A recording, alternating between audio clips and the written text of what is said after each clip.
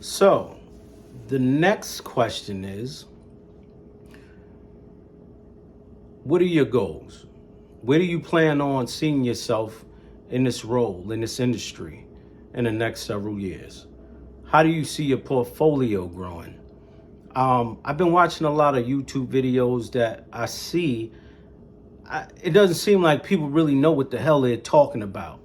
And I keep going back to the beginning aspects of when I first learned.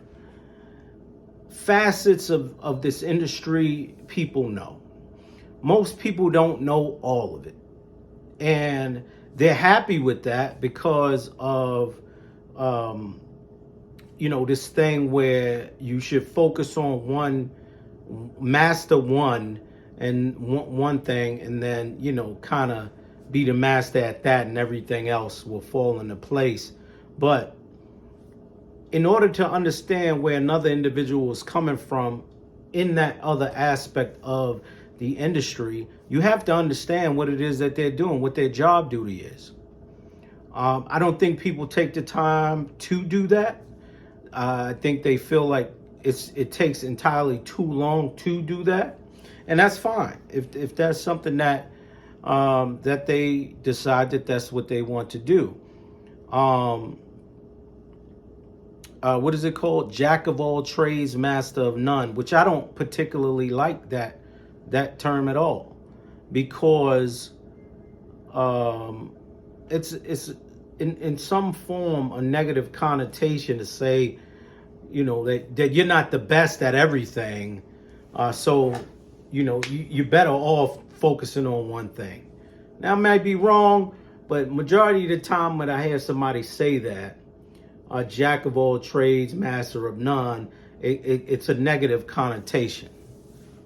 And you might not say it that way, or you might say it that way. Either way, it doesn't matter.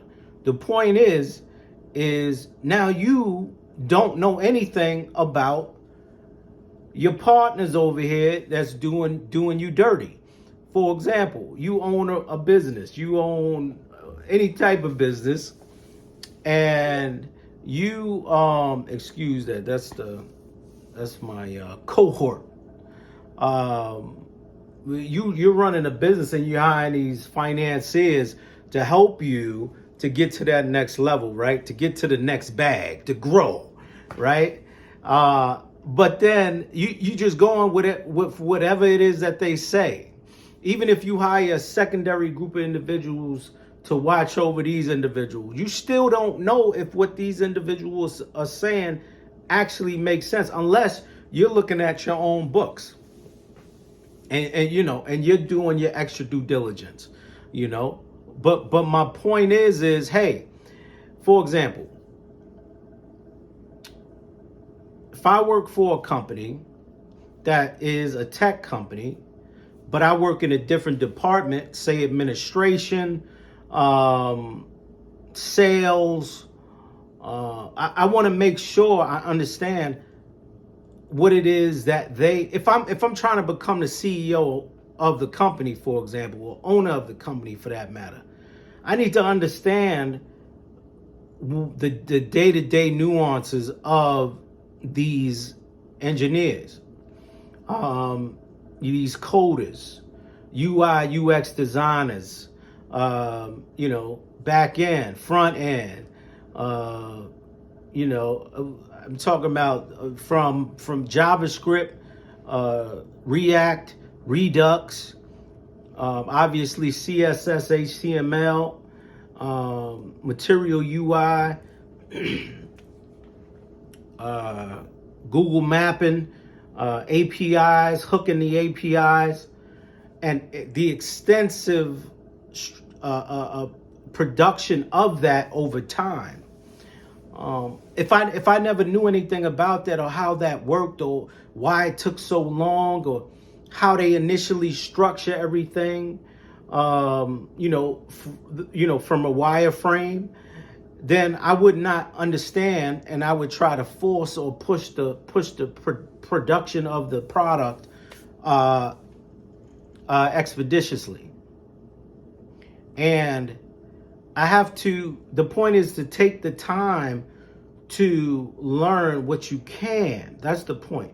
Learn what you can, even if it's just a little bit, about everybody else that you work with. For example, at this point, I am on a different level of real estate. I'm dealing with business. I'm dealing with mergers and acquisitions. I'm dealing with purchasing businesses that have real estate attached to it, residual income, focusing on businesses that have what's it called, seasoned books, if that makes sense. And now I'm not talking about Lowry's. I'm talking about the amount of years that the business has been opened and the amazing relationships that the business have grown, and also the amazing job that the businesses have done. And then going through working with the banks, understanding that there's a different procedure when doing M&A versus when just doing a regular residential or normal commercial property. As we all know, up to 4 units in a storefront is residential. 5 units plus is commercial. And depending on the specs of the business, we're talking about non-recourse loans, recourse loans. I'm talking about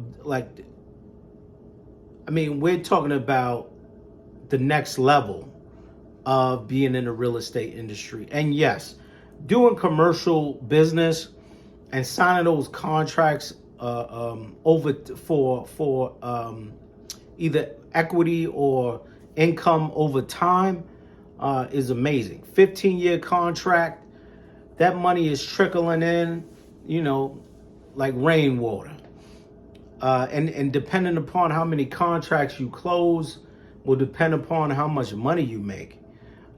So this is something that I want to also discuss, because there's things that, and if you go back to my previous videos, you'll see this, but there's things that the average real estate agent and broker are not aware of, because they're stuck in this facet, this lining of the real estate industry.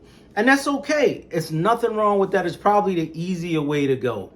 It's probably the easy way to go. I'm telling you. When you say I'm a luxury agent, I'm a luxury broker, all I wanted to do was become an agent, open my brokerage firm, and then have agents under me, and then, things like that. That makes sense. Okay, great. Wonderful.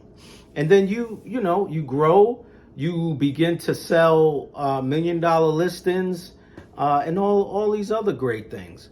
But understand, with various facets comes different rules. Okay? It definitely comes different rules, different strategies, different structures, how you maneuver. Now, don't get me wrong.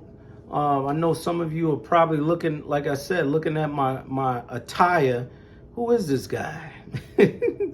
But hey, sometimes you when you're home, just relaxing, it is what it is. I just threw whatever I could on. So anyway, that's gonna be it. I'm gonna head off. I have a few other things to do.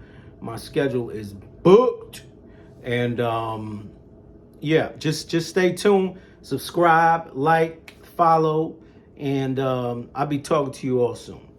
Have a good day. Talk to you later.